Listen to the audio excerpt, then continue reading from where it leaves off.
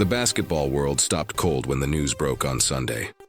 Tyrese Haliburton, the Indiana Pacers franchise cornerstone, the magician with the basketball who had fans holding their breath every time he crossed half court, had been hit with something nobody saw coming. Not a setback with that brutal Achilles injury that stole his entire season, something stranger, something that made doctors raise their eyebrows and left teammates shaking their heads in disbelief. Shingles, a virus that attacks with burning. Pain and blisters, usually reserved for much older folks, had somehow found its way to a 26-year-old superstar in the prime of his athletic life.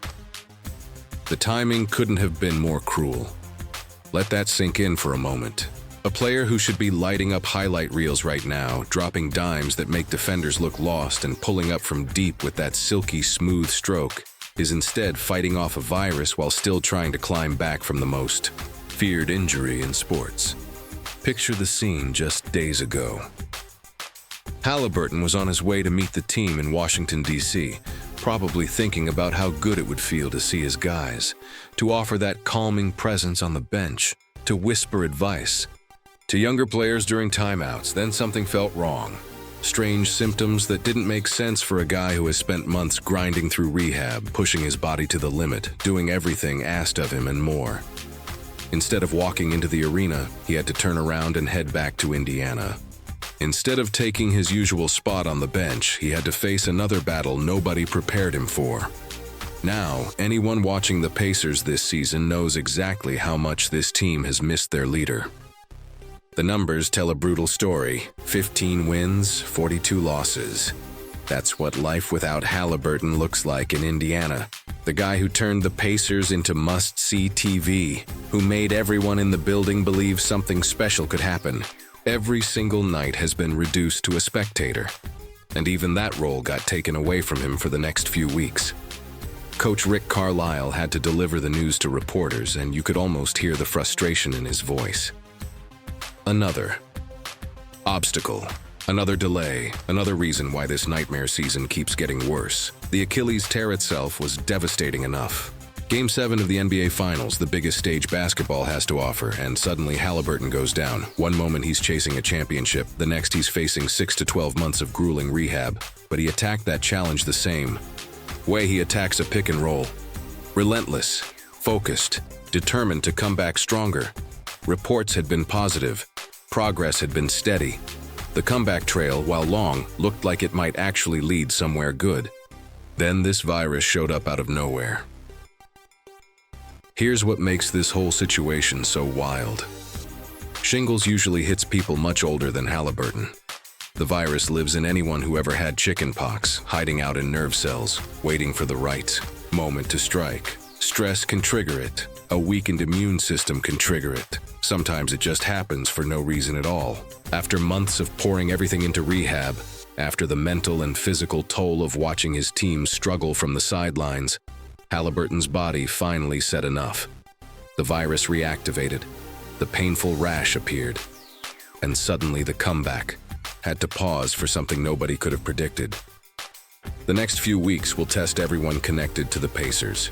Haliburton will step away completely, fighting off the pain and discomfort while his body clears the virus. The team will keep playing without their spiritual leader on the bench, without that voice guiding young players through tough moments, without the guy who makes everyone around him better just by being present. Carlisle and his staff will have to find other ways to reach their players, other voices to fill the void. The shingles should clear up within a couple weeks, doctors say. Full recovery expected, no long-term damage. Just a temporary detour on the road back. The NBA has seen its share of freak injuries and bizarre illnesses that completely derailed seasons and crushed team hopes.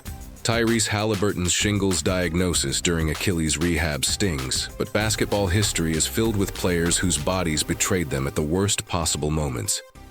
Kristaps Porzingis learned this the hard way during the 2025 playoffs. The 7'2" Latvian had just joined the Atlanta Hawks after winning a championship with Boston, and everything seemed perfect. Then his body started doing things that made no sense.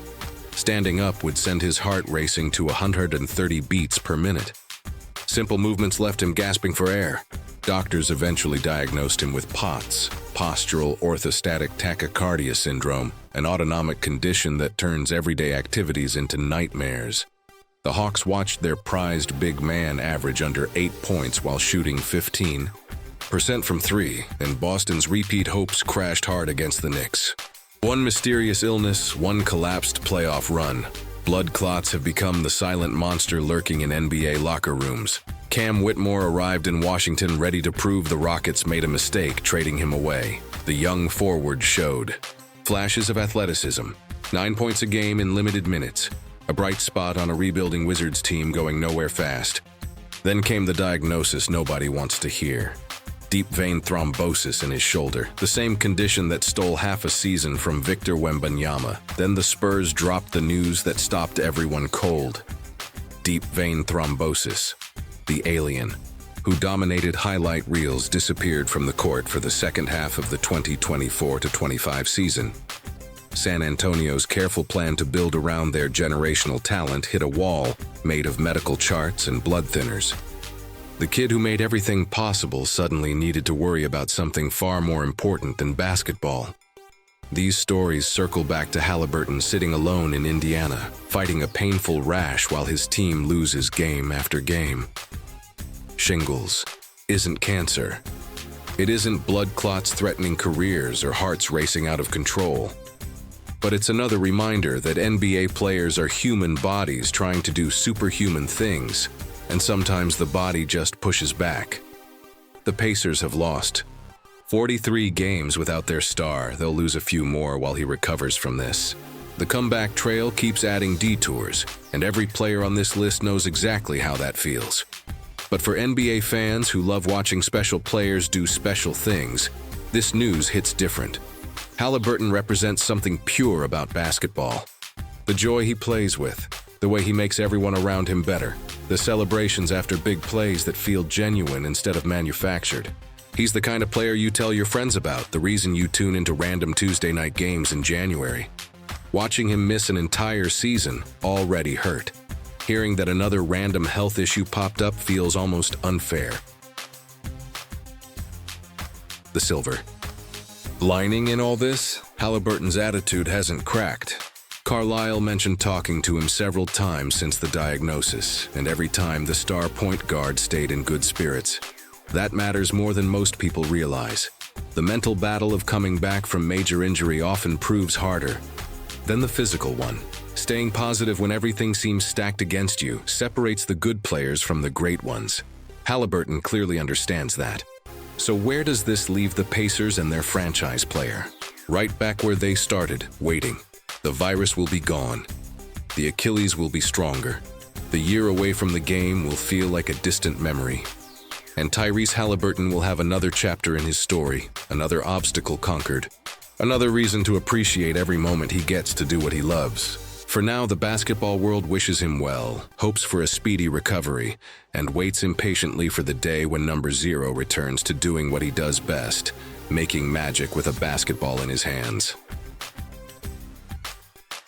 Before we go, if you enjoyed diving into these wild NBA stories and want to stay locked in on everything happening around the league, make sure to hit that like button and subscribe to the channel.